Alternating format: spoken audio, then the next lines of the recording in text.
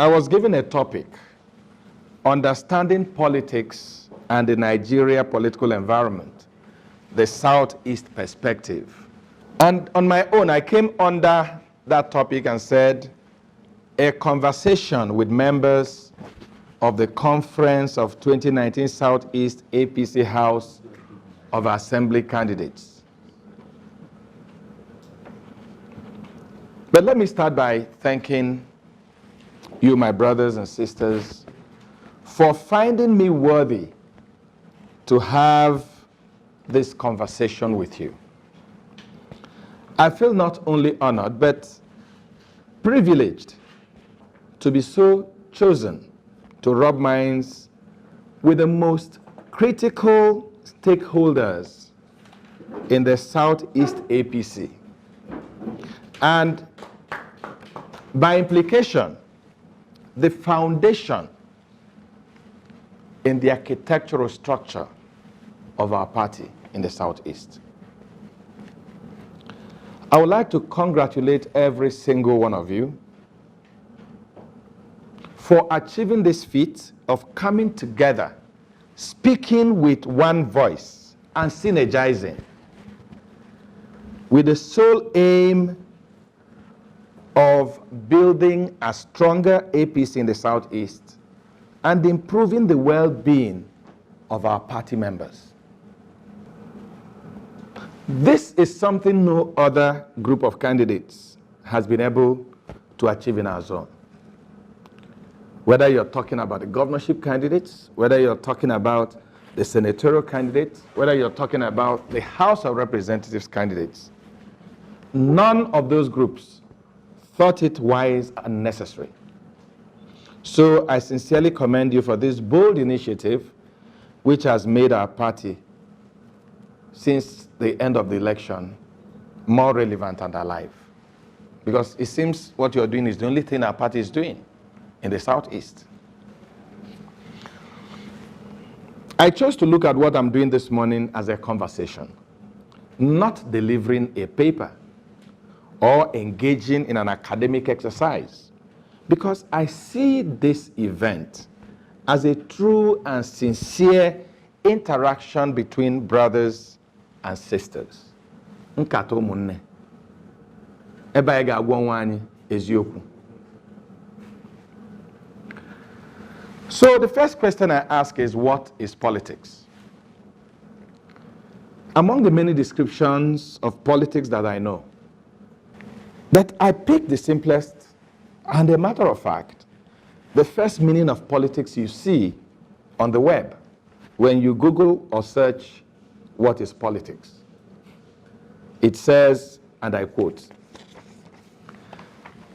the activities associated with governance of a country or area, especially, and I put it in bold letters when you get the, maybe you see it, I put that in bold letters, especially the debate between parties having power.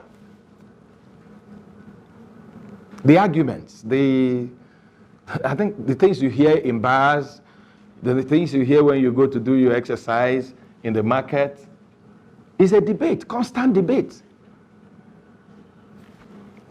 That is one. In that same web, it's not something, it's something if you just put it down, that's what it's telling you, and that's the one I want to take and talk about.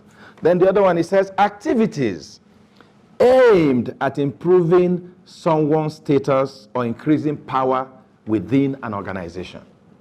And I made bold someone's status or increasing power within an organization. And I think that's why you're here. The other one is to engage in that unending debate. And I say, the Nigerian environment, we all know the Nigerian environment. We are not running dry of solutions in Nigeria or ideas. But where the wahala starts is, how do we implement? How do we make it real? So I'm not going to come and, it's good, like I said, it's a discussion. So I said, the Nigerian environment, things you know. Nigeria today operates a presidential system of government. But at independence, we remember we started with parliamentary. But by the time the military returned power in 1979, they offered us a presidential system, which has been variously criticized by a lot of people. It's expensive, it is big, it is oversized. It's been criticized, but that's where we are. We have a president, that's the situation. That is where we are today. We have a presidential system. However, many critics insist that in practice, what we actually operate is a unitary system of government. That's what a lot of academics are saying. An overbearing federal government, federating unit states with little autonomy, and overly dependent on the federal government for survival. You guys know about that. They have to do bailout every month. They have to come to Abuja and collect money, you know, and there are a lot of things. If you don't behave well, the federal government can actually snuff life out of you, can actually intimidate you. So it's an overbearing system, and that's why when we're having our presidential elections, they want to kill themselves because there's so much power. It is a three-arm government: the executive, the legislature, and the judiciary. Then it's three-tiered: federal, state, and local government. But my next point is what I call the reality. What is the environment on ground? You have a party system, a multi-party system,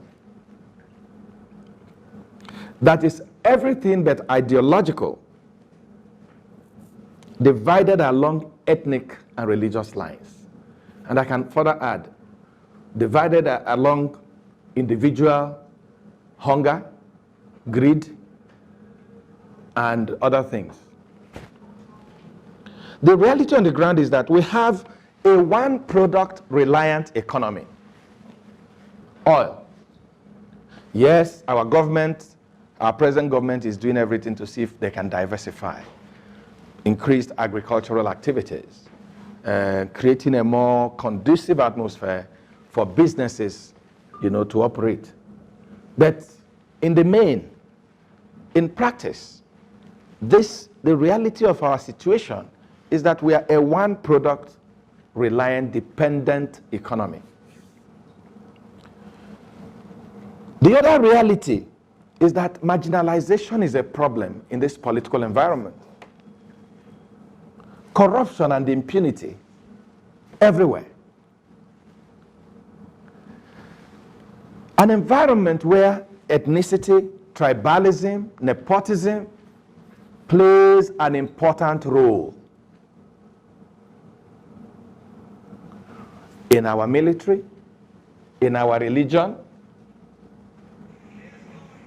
in our academics, in employment, in everything, in every facet of our life. Ethnicity, tribalism, nepotism play a big role. That is the political environment we're operating in. Then it's a political environment where brigandage and criminality is an accepted norm. A lot of you that came from the East for this event, sometimes you're in a bus, the next thing, people are running helter-skelter. They say, what is the problem? Armed robbers, kidnappers. Even police will join in running. So that is the political, that is our environment where we are. Where armed robbers are shielded and called headsmen and not called criminals that they are. The reality on ground is that there's lawlessness and unconstitutionality pervading our society, prevalent in every facet. In the election we ran, lawlessness. At your campaigns, I'm sure, the opposing party will come beat people up. Lawlessness, and nothing happens. At the election, a lot of us were rigged out. And you're complaining right there, they say go to court. So that's the environment where we operate. We know all these things. Somebody will beat up your child and tell you to go to hell, do what you can do. Somebody takes your land. Is it not what is on the ground? That is the environment where we're operating. Where soldiers and military men and policemen and security agents are asked to go and provide security at the voting booths. And they go there and be telling people, vote for a particular party. In the glare of all of us. And nothing will happen. So we are in an environment where there's religious bigotry. Religion becomes a tool for causing anarchy, confusion, hate speech, turning brother against brother, turning a tribe against another tribe. That's the environment where we are. We are in a situation, in an environment where you have the dog-eat-dog mentality. Dog-eat-dog mentality. Whatever you can get by force or whatever way, take. Both in the Nigerian setting, both in our states where we are coming from, both in our local governments, in our villages, and even in our families. The elder brother just comes, there's a land, he knows this one, he will take it and say, go to court and do anything they like. So it's dog-eat-dog mentality, and it has become an environment where only the fittest survives. Then, it is an environment of anything goes. You hear people say something, where on earth can this happen, if not in Nigeria? Have you not heard things like that? People just do what they like. So is anything goes, and then I learned another one.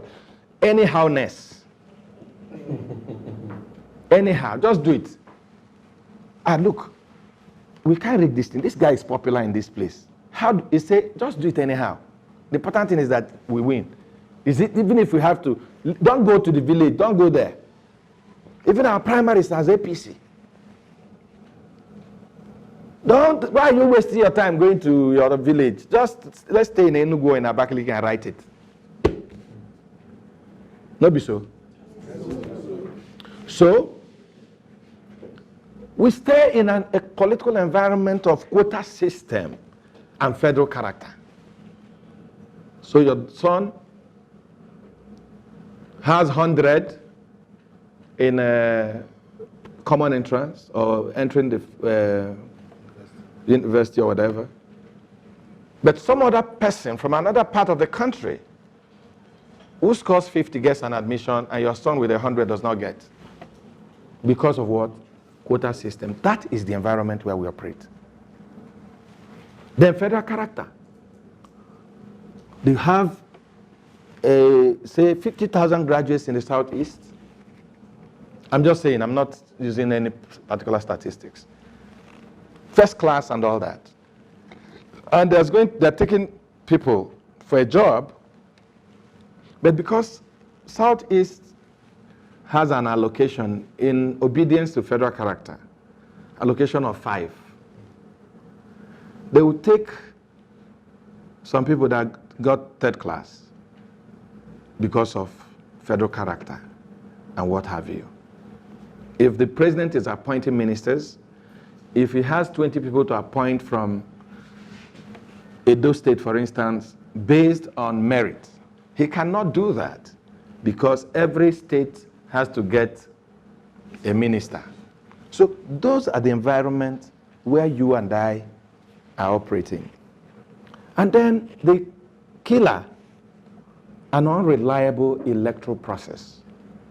So Nigerians are not able, people in Enugu State are not able, people in Imo are not able to say that our governor did not do well. He's not coming for a second term. With what? Their vote. You do your voting, they tell you, okay, when I finish now. They put a gun on an electoral officer and say, announce, or you're dead. Okay? Then even the parties, there's no democracy in the parties. It is the godfathers and the rich men that determine whether any one of us here would run for an election. And then when they give us tickets, a party who did not campaign, who has not done anything, they win 100% of the positions. Enugu State organizes a local government election, the opposition cannot win one. In Jigawa, and it has become the trend. It's fine, and nobody's saying anything. So that reward system or punishment system, where if he has not done well, we use our vote. Oh, we know this man, he's an ekperima, he's a thief. We cannot vote for him in our village. We know his father. Oh, humble guy, he knows how to help people.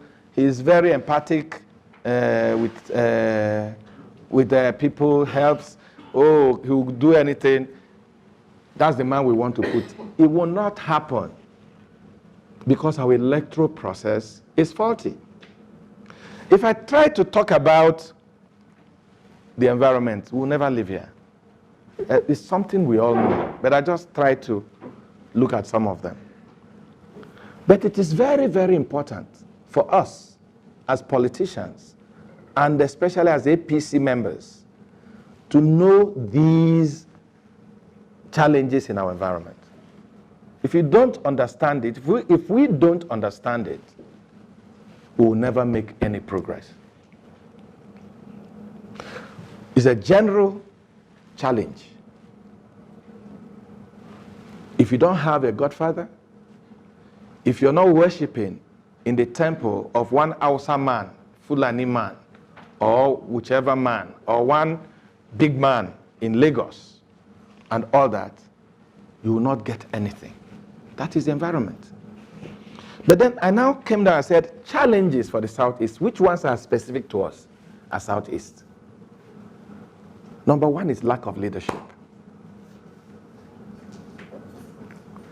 We have no Tinubu in the Southeast.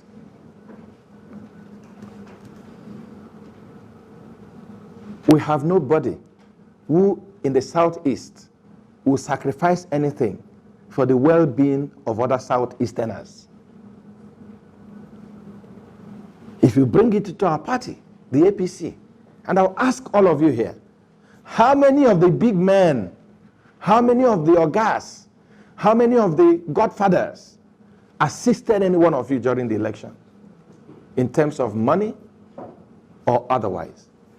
Or even going to speak on your behalf to Oshomole or to how many? So there's no leadership. If the elections are coming and one big man starts inviting all of you to his house to come and eat and drink and talk about how bad Nigeria is and how we can improve it, give him 2 weeks, he will declare for governorship. Or declare for minister. Now, in the Southeast, and as ministers. So we don't have leadership. We don't have somebody that Obajo Dolo in the Southeast, I said, let's go to his house and settle the matter. Or one governor, like what happened in Imo, for instance. For the first, in the whole of Nigeria, it was only in Anibo that we didn't have our 2 senators being sworn in on the day of inauguration. Did it happen any other place?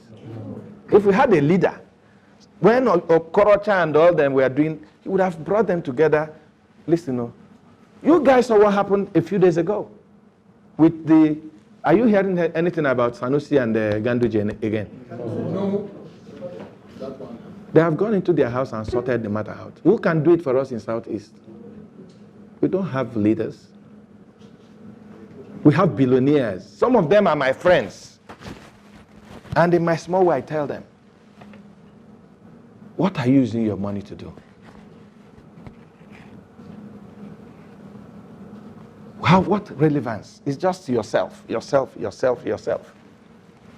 Then they buy big convoy of 20 cars, intimidating all of us. Now buying dust and also. That's how they do their own leadership. Then all the Achime primaries, they hijack it. And then you have to beg after you have spent your money campaigning You come and beg the godfathers and the supposed leaders who say they have links to Aso Rock. They treat us anyhow. Anyway, I don't have to waste time with the issues because you know, I'm not telling you anything you don't know. Don't think there's anything I'm saying here that any one of you is not unaware of. So we lack leadership in the Southeast. It's a big, huge problem. And you know, if there are no Monna in your villages where there's no functional Monna, what you have is chaos. True or false? Agana Azani. Nesoku. Committing incest, a lot of things will be going bad. And outsiders will come to that family because you're scattered. There's no leader, nobody's the leader. So they will prop A up, prop B up. There'll be confusion everywhere. We lack leadership. Then there's what I call disunity and absence of synergy. It also goes with the leadership thing. Absence of synergy. The only way you guys have been able to do what you have done with your conference is because there's synergy. Some of you in Ebonyi, some of you in Enugu, some of you started thinking, these are our thoughts. How can we bring it together? That's the only way I can come and talk about what I'm talking. If there was no synergy, if there was no unity, like House of Reps candidates, senators, what do they call them again? Governorship candidates. In your state, how many of them have called you to a meeting since after the election? So, disunity and absence of synergy is a big problem for the Southeast. Big, big problem. Then, there's something I call lack of strategic and constructive engagement with other people in Nigeria. You know, during apartheid, South Africa was sanctioned from every angle. But some Western countries, especially the United Kingdom, insisted they must have a relationship with the apartheid government. And they called it constructive engagement. Bad as a bad. But how can I engage with this person? So for me, I think that the Southeast should engage in strategic, you'd hear about strategic communication, strategic leadership, strategic this, strategic. It's a planned process of activity. That makes it strategic. When all of you left this morning, before you left, in your head, you had a plan. You didn't write it down. But that's strategy. That look, I'm coming from Karu. I need to leave at 6 a.m. because there might be hold up. And this meeting is for 10. Nobody, every family, every hamlet, every village, they have strategy. And if you don't have that strategy, whether it's communication, whether it's engagement, whether whatever, you're like staccato. You're ad hoc. It's like you plan to, how do they say it again? When you don't plan, you plan to fail. So we have to, the Southeast, and let's stop this business of the problem is Mr. A, or the problem is this man. I'm also part of the problem. We need to understand that, because that's what you see, not only in the Southeast, but in Nigeria. Nobody wants to take any blame. It's the other man.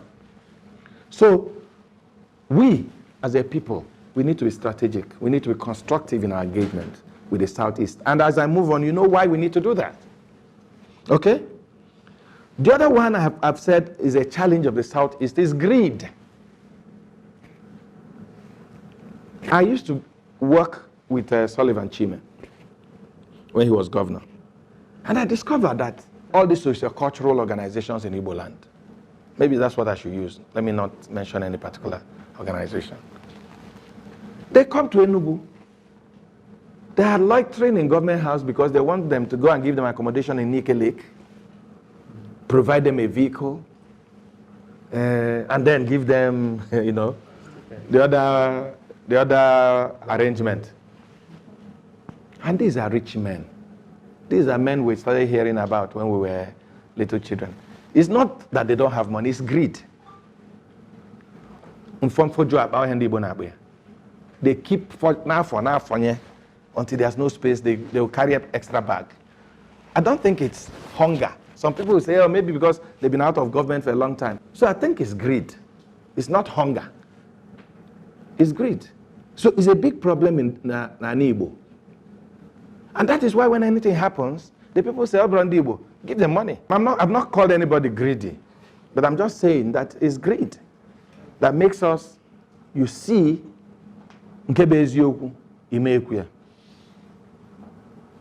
my state, Enugu, we ran election against our party members, not against PDP. It was our party members that pulled us down. Yes. Hands in glove with the government of Enugu State.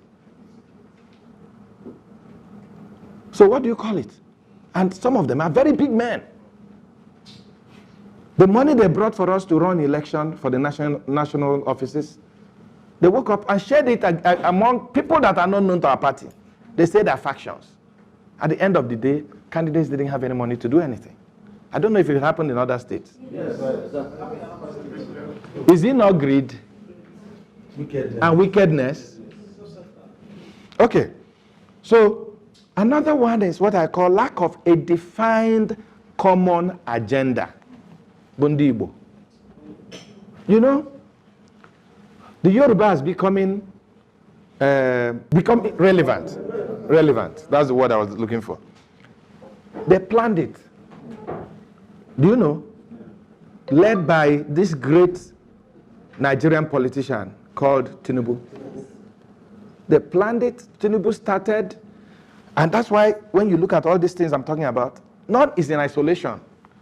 Tinubu provided leadership and took people from all the states of the Southwest and brought them in his government.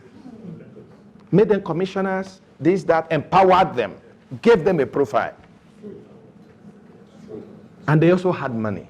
So they were not non-entities. That if, okay, then when the time came, he sent them all to their states. And they were not nobodies. They had money, they had profile. So Tinubu started this in 1999. That's how you see the Oshun man, what's his name? Araboshola. Rauf. Fashola.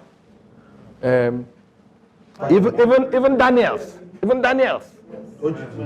Yes. All of them. Using the resources of Lagos State to make incursions into the Southwest. After what Obasanjo did to them in 2003. He retreated and started this planning. So, if you look at it, and some of the things I've said, they are being strategic, they are being constructive, they are planning ahead, and they defined a common agenda. Yes. Then, I'm still talking about our own problem as Southeast. No sense of history. We have no sense of history. We don't remember what happened to us during the Biafran War and how we suffered. The only thing we are looking at, the only people Southeast remember is that, oh, they killed us, oh, they killed us. Now they killed you. What are you doing to make sure they don't kill you again? Is it by quarreling with everybody? For you to quarrel with everybody, you have to be as strong as the Israelis. You must have capacity to kill all of them. That's the only way you quarrel with everybody. If you don't have that capacity, they will kill you. So the only sense of history is, oh, they did this to us, oh, they did this. What is your survival strategy? Should we not be asking ourselves those questions? We should. Okay, so fine. So we have no sense of history. And I quickly put on that no sense of history, primordial sentiments. That sentiment of, oh, they did this to us, oh, they killed they killed the Igbos, the Jews. Is that what they're talking about? As much as they're talking about they killed, massacred them in Germany, they're doing things to make sure that it never happens again. But in our own case, it's just sorry, let me not be, some of our not very enlightened brothers. All these businessmen in Alaba market, in Obete market, in our area, they are contributing money to somebody. Not knowing that that money, they can contribute it to you and I here. So we can win elections. As of today, we are still one country. Until we separate, we are still one country. And for me, what should concern me is how do I survive within this one country? How do I even legally and constitutionally get into the system where one day we wake up and call for a vote in National Assembly, because we've done our job, they'll give us a referendum, we become a country. But our brothers don't understand it. I'm still going to talk about it. So, you know, right behind it I said lack of political education, which is what I'm saying. Because nobody is educating our people, not our governors, because the governors, if they were doing their job, we wouldn't be talking about lack of leadership. They're not educating our brothers to understand how do we engage. You hear the Igbo every day talk about, there should be national conference. Oh, have you had a regional conference first? Before you call for national conference, you need to do a regional conference where you give all of us a sense of belonging. We have a common agenda. As we are going to Abuja, everybody knows that this is what the Igbos are saying. So the governors are not providing that leadership. Our senators are not providing that leadership. And everybody is just behaving anyhow. And nobody's, organized. How do we educate our people? How do we, if you see every Aboki, he's carrying a radio. True or false? True. Sometimes go and try to listen to some of the things that are said in the Hausa service. They're educating their people on a daily basis. We don't do that. So we need political education. Then what I call lack of understanding and reading of the Nigerian political environment. When we were all running for election, everywhere we went, Abba and the headsmen, true or false? They were calling us Boko Haram. Okay? And we kept telling them, I'm sure you guys did too, telling them that the only way Ogabu, Elu and Abuja will be able to get something is that you guys vote for us so that some of us can go to National Assembly. True or false? Not be so. So we need to understand and read the Nigerian environment. What is on? I've talked about those things that are on. It's a situation of dog eat dog. So you must devise a way to survive. Every animal has a survival strategy. Mbe, tortoise, if he sees danger, he goes under its shell. True or false? True. A dog sees somebody he doesn't know, he starts back and he attacks. Ditto for every other animal. How about there's the animals about human beings? We don't have a strategy and we want to survive. Is it possible? So, we need to read, we need to understand. And those of us here can't get tired because people call you Boko Haram. Try to explain to them. Argument, look, I've been in meetings in this Abuja in the past several weeks. Everywhere you come, they say Southeast, go away. I don't believe in that, what they're doing. But the argument is, why would I be talking to these people? Why should I be talking to these people? All the money we gave them, a lot of our leaders that have been giving several millions and billions, they didn't even give to anybody. They just pocketed it. But whether you like it or not, it's money that's given to the Southeast. So those that are in authority, let me use the Hausas for instance, the Northerners, have been convinced that they can't play with us, that we are not trustworthy. So now, a Yoruba man is vice president, a Yoruba man is speaker of the House. And nobody is talking about the Southeast. So we need to read the environment. I'm talking to the converted here, okay? But we need to move out and let our people know that calling the president, yes, Buhari has done this, the Hausas have done this, but you need to engage them. When I was running for election, those of my colleagues here will tell you, I told them I joined the APC because the only way I can find myself in the same room with Buhari is to be in the APC and be a member of the House of Reps. When they have a caucus meeting of APC members or whatever, I'll be there. I'll be able to tell the man that these herdsmen, they've killed us in the southeast. But even a President will not be invited to that meeting. So we need to educate our people. Sorry, I'm taking too much time. I'll soon round off, please. I'll soon round off. Yeah. So, still on our own problem, quota system and federal character. I brought it back. It's a challenge. Our boys can't get jobs. Our girls can't get jobs. We can't get a lot of things. So we need to devise a way. How do we circumvent this problem? How do we get around it? So it's part of what the people of the Southeast must confront.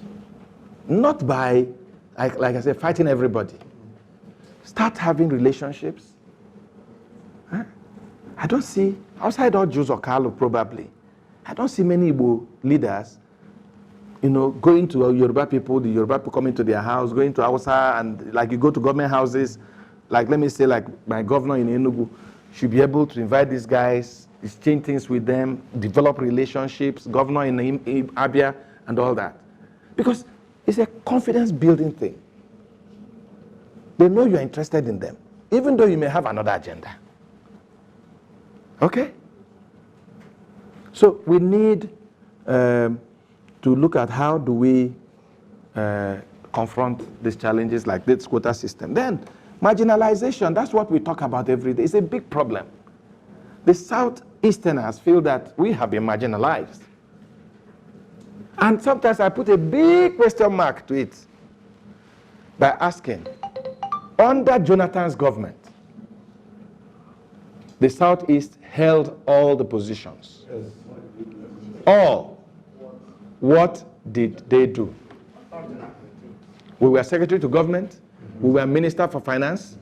We were DSP. We are DSP. We were deputy speaker. We were chairman of works in both Senate and House of Reps. We were chief of defense staff. Name it. Petroleum. What did we do with it? I'm not saying we are not marginalized, though. I'm not saying we are not.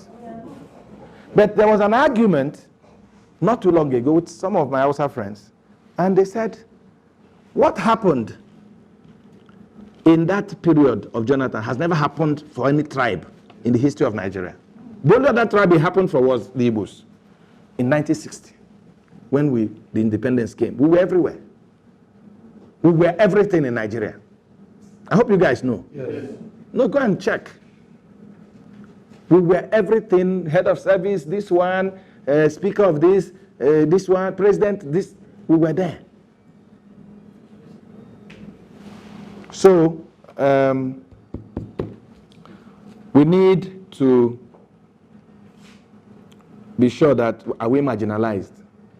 Then, I want to bring marginalization home. And even our agitation for secession. Then I asked some of my friends, if we secede from Nigeria, I'm not saying I'm supporting or not supporting, I'm just asking a rhetorical question. If we secede from Nigeria, are we going to be at peace if I come back to Enugu? No, I'm just saying. Or we have Biafra of the 5 states of Igbo speaking. Will there be peace? Is it not the same Biafra that they sent a bishop to Mbise, an Igbo bishop, to go and settle them? and they were ready to kill. The Pope begged, nobody listened. An Igbo man with Igbo blood in him, was rejected in the church, not even in politics. The man is mayor of Aba, just bishop of a diocese. So, secession, will it cure all those challenges? Southern Sudan, there was a running battle in Southern Sudan for more than 27 years. And then they got independence. All Christians, almost the same tribe. They have been in civil war up to as we speak. So it's important that we ask ourselves some pertinent questions. Marginalization, who is marginalizing who?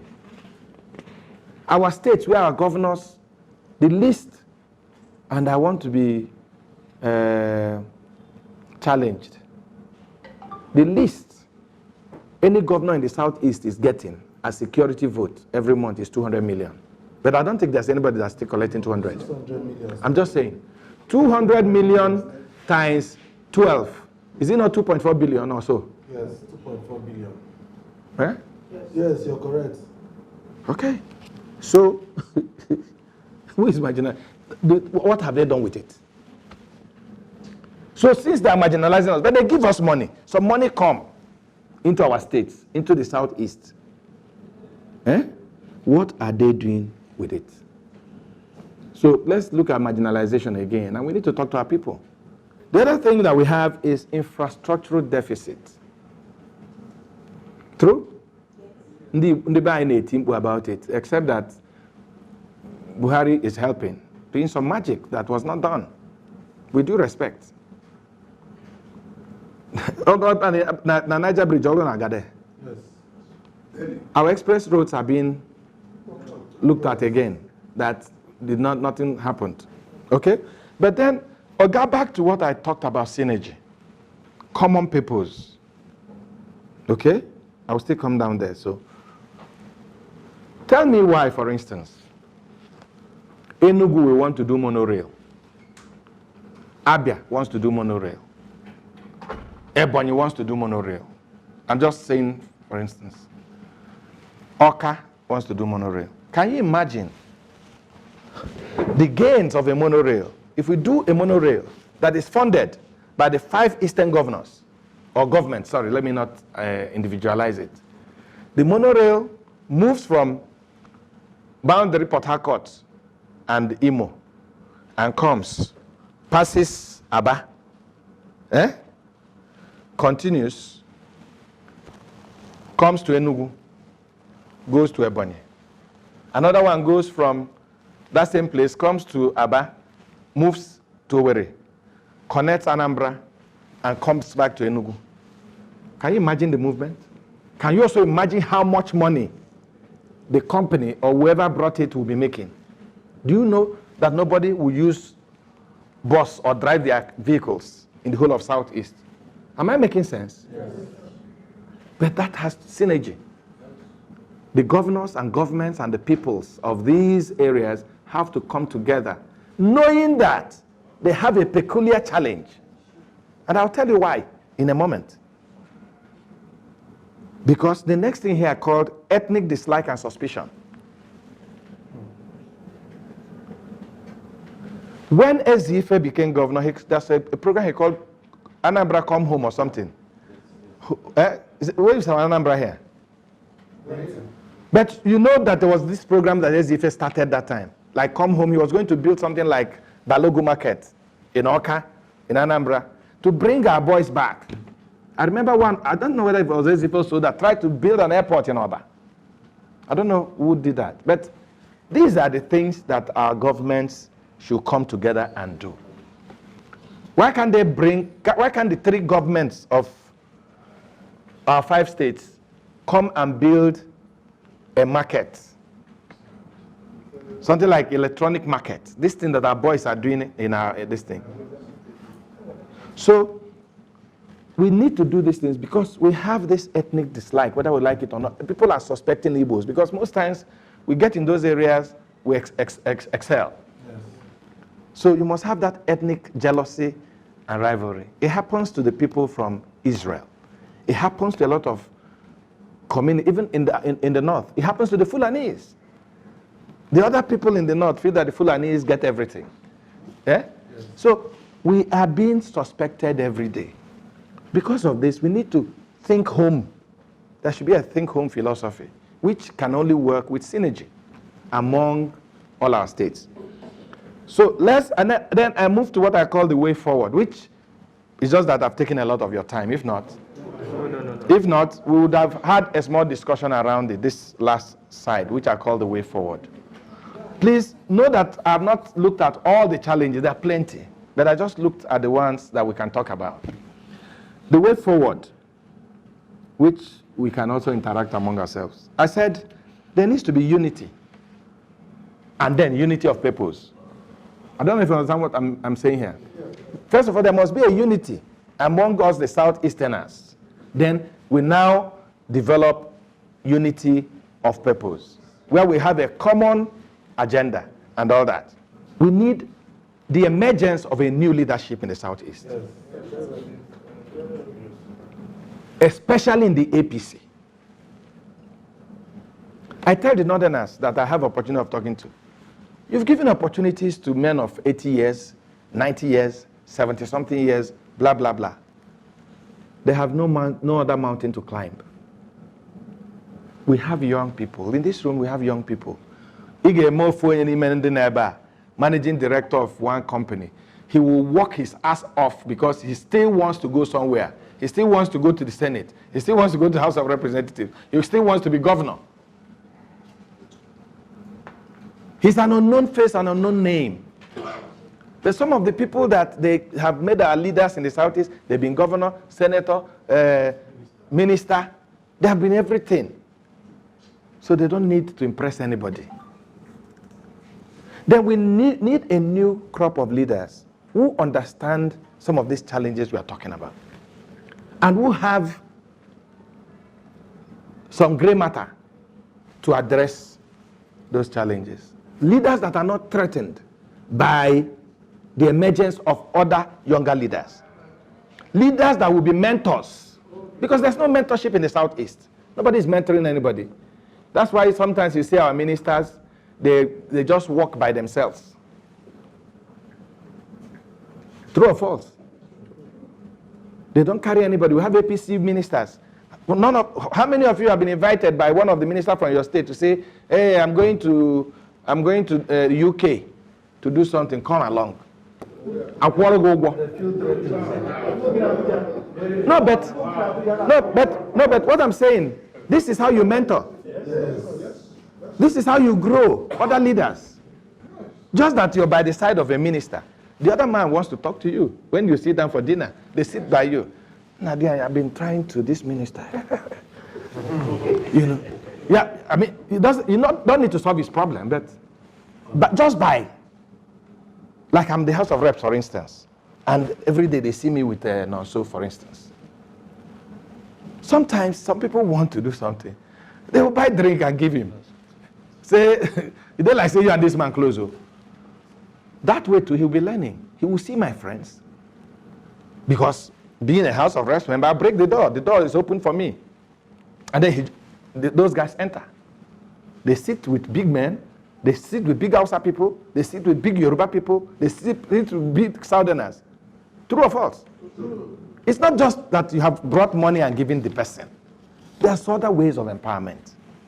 So we need new leaders who understand the problems we have and how we can. We had ministers in our various states who didn't contribute anything to the growth of the party. Rather, they worked against it. We need new leaders. Gentlemen, wherever you go, any forum, don't say, use me, but keep harping on new leadership. It mustn't be you. That's the problem with the Igbos. They go there and be lobbying. Yeah, make me minister. I want to see you say, make confidence minister or make a chairman. He has capacity. Before you know it. So let's talk about everybody that has ears to hear that we need new leaders in the Southeast. So we need to define an agenda and a shared goal and objective. What is our objective? To walk back to Nigeria? Is that our objective? Or to be further isolated from Nigeria? For as long as we have not divided, we are still one country like the caterpillar, we must find a way to survive. Like every other animal, our task is how do we survive under this environment. Then we need to develop a workable strategy for engaging the rest of Nigeria. There must be synergy of Southeast energies. I just wanted it to rhyme so that you understand what I mean. There must be synergy of Southeast energies. There's plenty of energy here. We need to do what? Bring them together and make it work. And you come that proverb has been there since Andondi Botodino. Eh? So we need to. Then there must be political education. And it's our job. And when I talk about most of these things, mentorship, leadership, I'm not a big fan of our Minister of Information. What's his name? Lai Mohammed. But I liked that part. Yes. Change begins with you. You are all leaders in where you run election. Start by mentoring other people. I'm not saying dash them money because we are all scared. I'm scared too. Because they're all phoning you every day. But we must mentor them. When they come to your house, even though they have not come to do anything, welcome them. Be nice to them. If you can buy a drink, buy a drink. Tell them about your visit to Abuja, what you have come to do. Share it with them. So they start understanding where you're coming from. Mentorship is not only when Buhari calls VinMartin and starts mentoring him. You guys as a House of Assembly candidates, you're already big men in where you come from. So you need to mentor. This mentoring should trickle down. This education should trickle down. I wish we had more time, but once again, please accept my gratitude for the opportunity you have given me today to learn and share my thoughts with you. I am a willing ally in your set objectives. Which is to make our party better and stronger. My colleagues will attest to the fact that for a long time in Enugu State, I have advocated for what I called a collaboration of the progressives. Are you with me? Yes. I'm still advocating for what I call a collaboration of the progressives, a collaboration of the willing, a collaboration of those that want to make a change and make our party relevant again. A collaboration of those that have the winning spirit, not like our party leaders in the states and local governments who never wanted to win any election. There must be that collaboration. And it must be across states, especially in the Southeast. Those of us that still have some faith in the APC, there must be that collaboration for us to bring that new leadership. I don't know your experiences when you ran, but my experience was that our party structure are just exploiters. At no time were they interested in the party winning any election. They are traditional opposition people, and they have a way of surviving under opposition. And sometimes I have a feeling that they also feel that if we won elections, the relevance will go away from them. Yes. So, my dear friends, we need a collaboration of the progressives. And I sincerely believe that this conference, what I mean conference is a conference of candidates of assembly that ran for House of Assembly. I sincerely believe that this conference is a first step to making that coming together possible. No one should deceive us, my dear friends, that we have enemies that we don't have enemies within the APC. Those are called enemies within. And the most difficult warfare is fighting a friend, in quotes, who you never knew was your enemy. Saboteurs. The only way we can defeat these enemies of our great party is to work together. Like the APC symbol, the broom, we are stronger together. Thank you, and may God bless our beautiful country, Nigeria. It's been really a pleasure sharing this time. Wow.